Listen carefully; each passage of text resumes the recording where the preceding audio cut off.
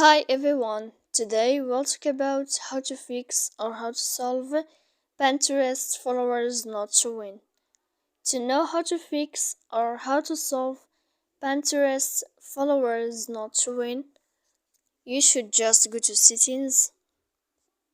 After that we click apps, default apps, app settings. When you'll find this list, you will search about this window of Pinterest.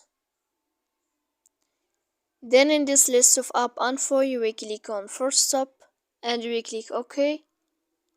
Then we go to click Storage. Here in this page, we click Clear Cache. And in the end, you can turn off your phone. So please don't forget to support us by like and subscribe. See you next time in another video and thank you for watching.